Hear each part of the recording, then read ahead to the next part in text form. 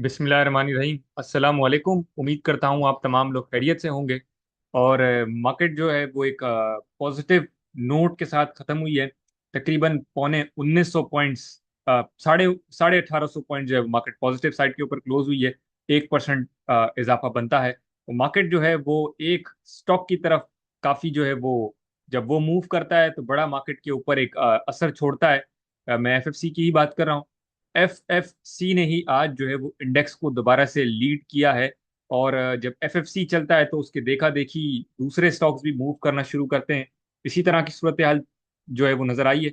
आगे चलते हैं हम मार्केट की जो है वो डिस्कशन करते हैं। KSE 100 इंडेक्स को टेक्निकल एनालिसिस के ऊपर भी आएंगे। TRG जो है वो टेक्निकल एनालिसिस में डिस्कस करेंगे, लेकिन उससे पहले मार्केट की तरफ बढ़ने से पहले जो लोगों ने अब तक व्हाट्सएप चैनल ज्वाइन नहीं किया जरूर ज्वाइन कर लीजिए। डिस्क्रिप्शन में लिंक मिल जाएगा, फ्री ऑफ कॉस्ट है। मार्केट की और वीडियो की अपडेट जो है वो वहां पर आ रही होती है। इसके साथ साथ जो लोग अकाउंट ओपन करवाना चाहते हैं डीलरशिप डीलर कोड यूज करते हुए, वो लोग व्हाट्सएप पर रब्ता कर सकते हैं। इसके साथ साथ जो अकाउंट कहीं और भी मेंटेन करते हैं तो वो भी अगर हमसे सर्विसेज लेना चाहते हैं, चाहे वो ट्रेडिंग सिग्नल्स की हो, पोर्टफोलियो मैनेजमेंट की हो, या फिर ट्रेनिंग्स लेना चाहते हैं, वो वेबसाइट विजिट कर सकते हैं या फिर व्हाट्सएप नंबर पर रब्ता कर सकते हैं।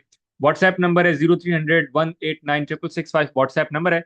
व्हाट्सएप पर भी रब्ता करके तमाम तफसीलात जो है वो हासिल की जा सकती है।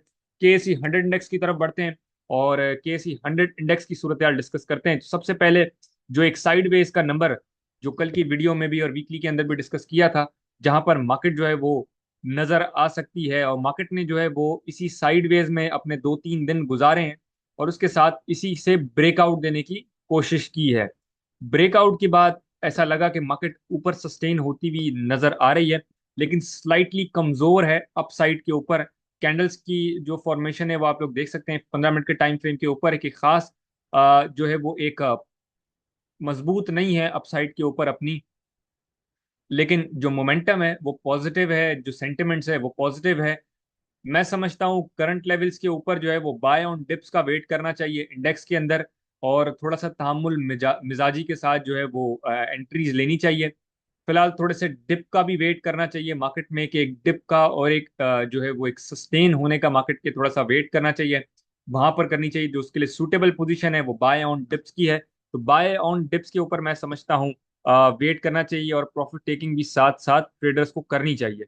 आगे चलें तो यहीं पर जो एक जो साइड वेज का एरिया अभी फिलहाल उसको ब्रेक करके मार्केट अपसाइड के ऊपर मूव हुई है।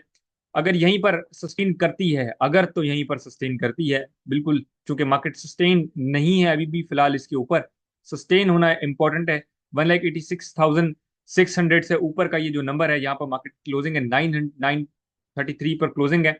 यहीं पर सस्टेन होकर मार्केट जो है वो 1,89,000 की तरफ, जो कि कल की वीडियो में बताया था कि 1,89,000 की तरफ मार्केट बढ़ने की कोशिश करेगी, और वहां से भी एक्सटेंड करती है तो 1,91,000 जो मार्केट का जो रिसेंट हाई था वहां पर बढ़ेगी। और फिर ये चैनल की सूरत हाल हमारे पास वापस से आ जाएगी, जो कि चैनल का ब्रेकआउट बड़ा इंपॉर्टेंट है। 1,93,150 का ये नंबर है जो इस वक्त के हिसाब से बनता है। इसका ब्रेकआउट बड़ा इंपॉर्टेंट है, जिसका बड़ा बेसब्री से इंतजार कर रहे हैं। ये ब्रेकआउट के बाद एक तेजी के साथ रैली शुरू होगी, लेकिन जब तक वो ब्रेकआउट नहीं होता, ट्रेडर्स को जो है वो वक्तन फवक्तन काम मिलता रहेगा मुख्तलिफ स्टॉक्स के अंदर।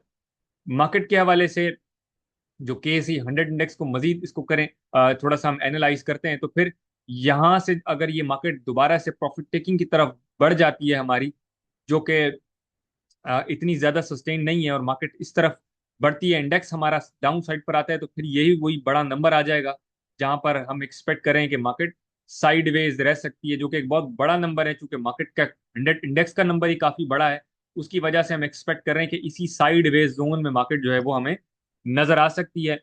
जो सेंटिमेंट्स के हवाले से खबरों की अगर बात करें तो जो वीकेंड के ऊपर ईरान और यूएस के एक जो डेलीगेशन की मीटिंग है टर्किया में, वो भी स्केड्यूल हुई है, तो उसके भी जरा सा एक सेंटिमेंट्स मार्केट के ऊपर नजर आ सकते हैं, जिसमें एक प्रॉफिट टेकिंग की सूरत हाल भी नजर आएगी। तो इसीलिए सजेशन यही है कि अपने पास कैश भी रखें और जो अपसाइड की पोजीशंस है उसको भी रखें।